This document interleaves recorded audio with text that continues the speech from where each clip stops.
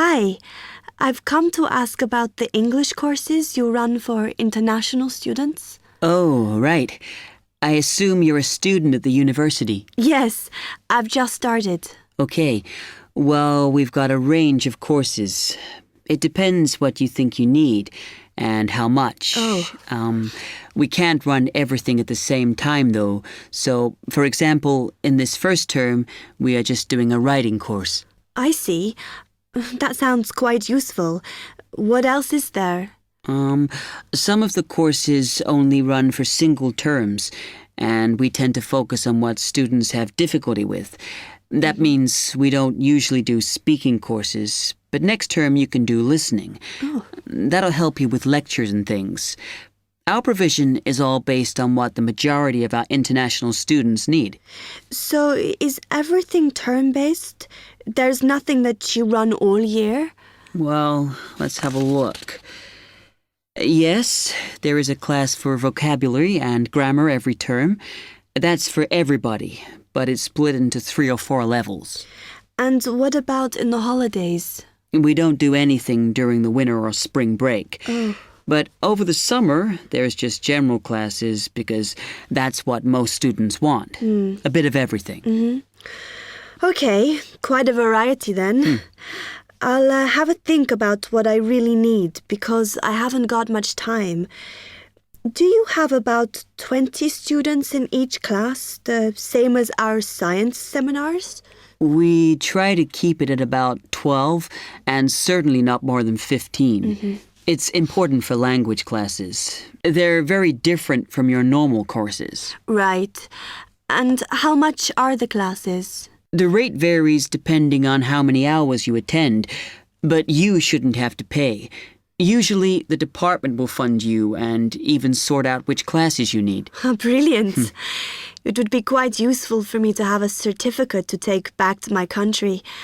Do you put us in for exams? Yes, but we don't like them to clash with your main course exams in June, so we run them in May. Oh. That leaves you time for revision.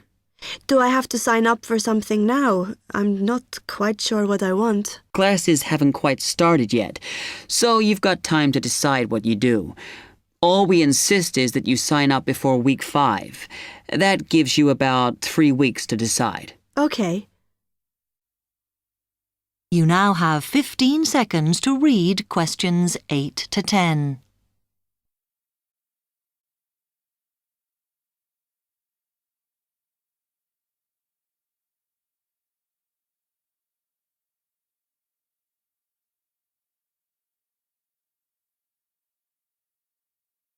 Then, when you've made up your mind, you need to come back here to the administration office to enroll. What do I need to bring with me when I enroll? My identity card, I guess. Yes, or your passport. Then you'll be given a registration form, which you'll have to show to the teacher when you have your first class. Okay.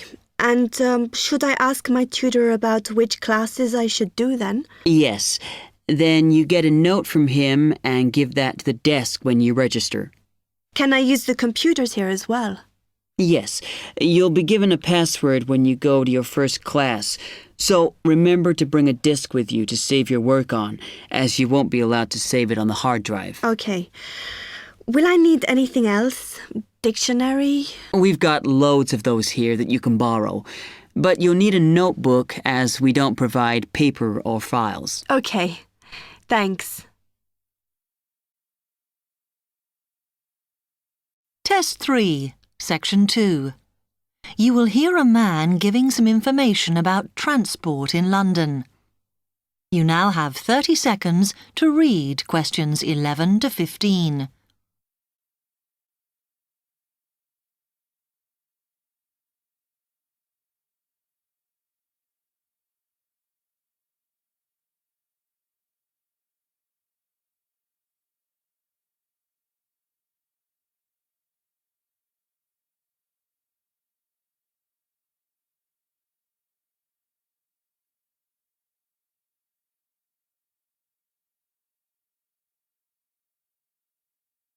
Hello, can I help you? Yes. I was wondering what the best way was for me to get around London. Well, there are a lot of possibilities. As you probably realise, the main ways to get around are bus, train and tube. Oh.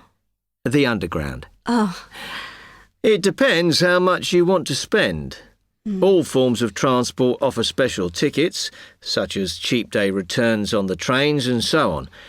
Overall, you'll spend less on the bus as it operates on a basic flat fare for each journey.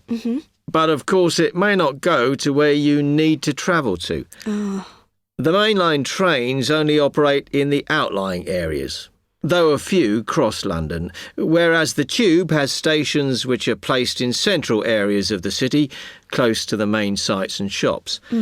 Obviously there are more bus stops, but you will probably have to change buses to get where you want, which can be inconvenient. You will find that the buses are mainly in the central areas, but some tube lines go quite a long way out of London, so you could use this for longer journeys. Having said that, the tubes do get very crowded, so you should use the train if you want to sit down. It does depend where you're travelling to. Well, I'm living on the outskirts, but I have to travel into London to college every day, and then around London when I'm here. OK, so time is going to be an issue for you. The tube should be fast crossing London, but quite honestly, there are so many delays that it's not very efficient. Again, the train has fewer stops, so is probably your quickest option to get to and from college. Of course, which service you use might depend on how frequent it is. I mean, the trains might only be every 20 minutes or whatever, but a timetable is published to save you hanging around.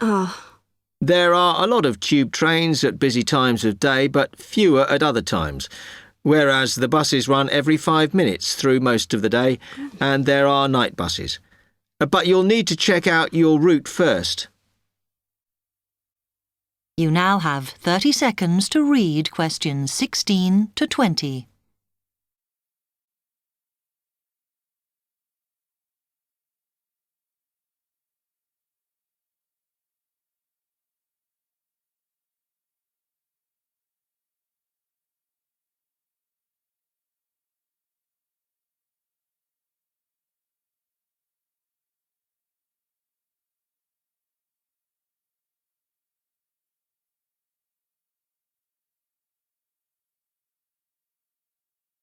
OK, thanks. How can I get from here to Hackney then? Right, well, you can choose. We're here at the information office, OK? Now, next to us, on the corner of the High Street and Sweet Street, is the bus stop, opposite the bank. The bus goes all the way to Hackney, but it is a very indirect route, so it could take ages. If you want to take the train, walk down the High Street towards the city. Go past the bank, and on your left is the station, just before you get to the post office. There's a mainline service to Hackney Wick, so if you need to get into the centre of Hackney, you may need to pick up a bus when you get there. Opposite the post office, on the corner of Hart Lane, is the tube entrance. You'll see the big signs. That's probably the best way to get there, though you may have to change. It's probably best if you go and get a travel card first. To get to the ticket office, you go out of here onto the High Street. Then turn into South Street, and the ticket office is on your right opposite the cinema. Of course, you may decide it's quicker to take a taxi. But it's a long way, so I think it'll be very expensive. If you do want to get a cab, then the rank is outside here, just opposite the office. Test 3, Section 3. You will hear two medical students, Caitlin and Hideki, discussing options for courses. You now have 15 seconds to read questions 21 to 23.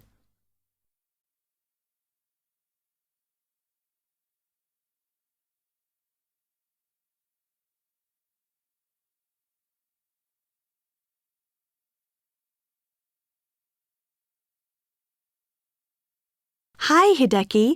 How are you? Fine. I'm glad I bumped into you.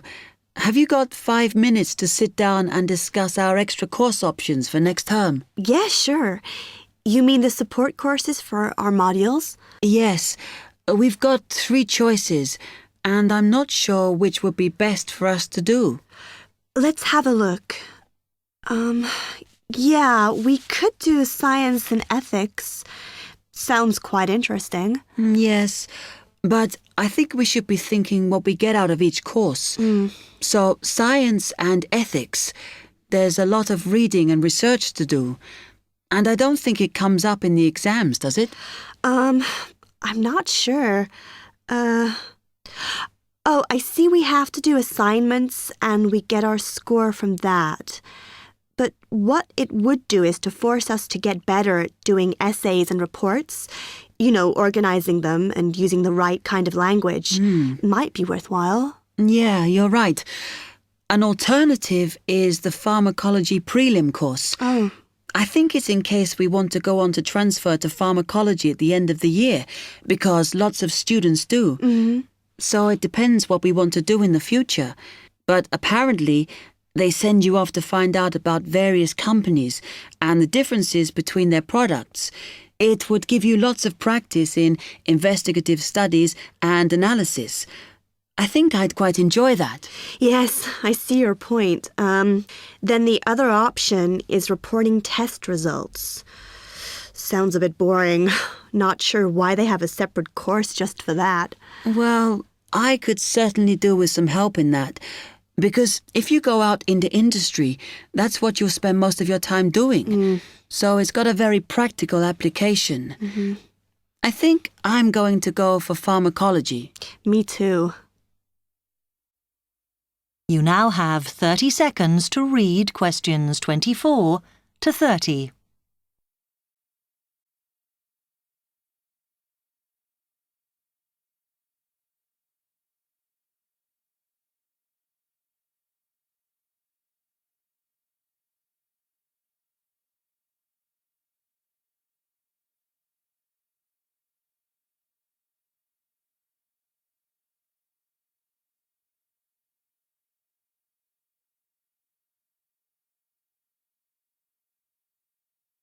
So let's have a look at it in more detail.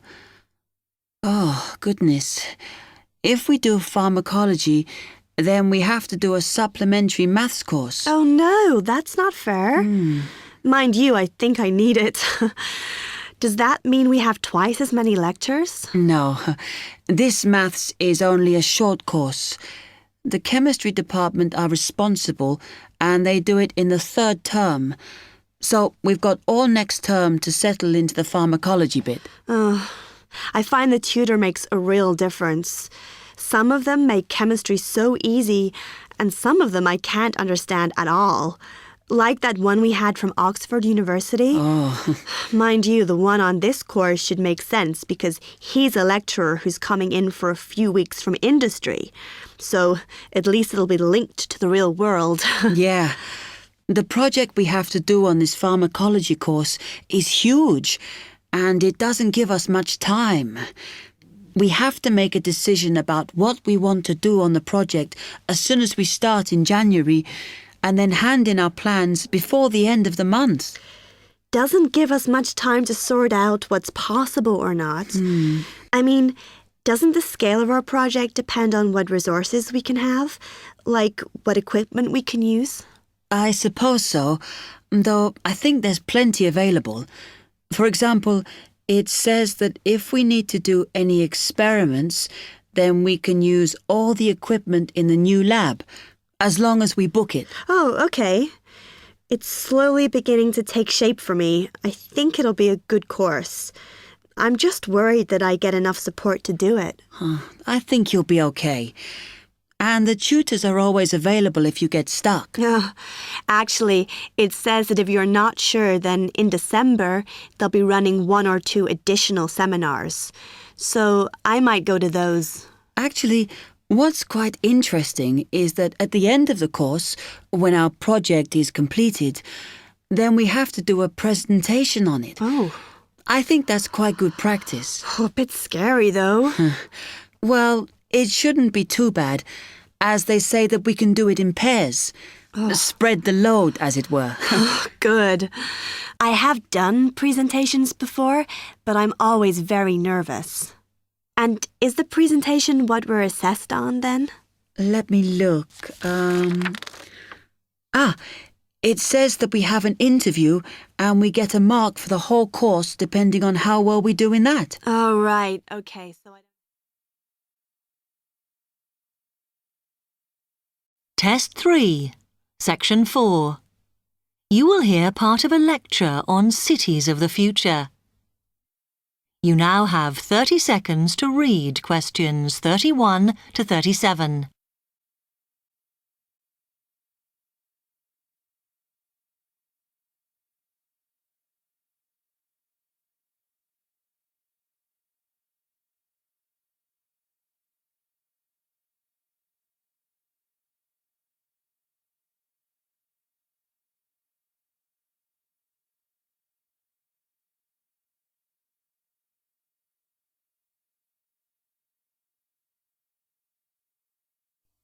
OK, we've been looking at how societies will develop in the future and at the increase in the size of cities. So I want to talk to you today about the key considerations in these cities of the future.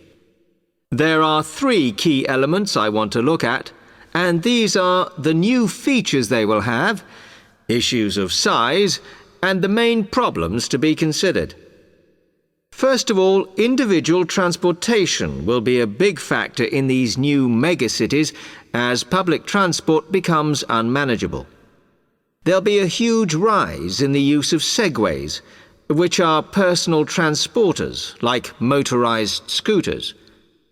As a result, and partly also to reduce pollution, roads will be altered so that they are narrower and will take up less of a city's space than they do currently. Naturally, this is a major change to the infrastructure, and something that may hinder it is the huge amount of investment it will require. The next thing is, what is going to happen to the commercial areas? We do not want these to become even larger concrete jungles than they are at present, so we have to look at design. And current designs for city development include building gardens on the roofs of these buildings to make a more pleasant environment for workers. And you may think that these areas will expand to cope with increased commercial activity. In fact, the prediction is that they will cover 1/5 of the area that they do at present as we build upwards. The exception to this is shopping centres, which we predict will expand with more and more temperature-controlled malls. What may cause difficulties is that the superstores will be confined to the outer edges of the city, as they will be too big to fit into the new malls. Then, of course, there are the residential areas, and these will undergo their own changes. One particular development will be houses which are built from glass, as innovations in this material allow it to provide light without causing problems with temperature inside a building. The residential areas will not be allowed to expand without limit, as happens in some areas at present, and their size will be restricted to a population of 15,000. One issue, which has yet to be resolved, and I'm not sure it ever will be, is how we manage to house older residents. They will be increasing in numbers as time goes on. Finally, how will these cities live? We know we have limited energy sources, so what will we do? Well, something currently in development, which will be a feature, is that waste is going to become an energy source. For example, to provide gas in homes. Also, as new technology and systems are developed, we will find that energy plants will become smaller. Another energy source we could use, but one which raises issues of having enough space and too much noise, is wind farms. Because of the problems, I'm not convinced these will be the grand solution to our energy problems that we thought they were going to be. You now have 15 seconds to read questions 38 to 40.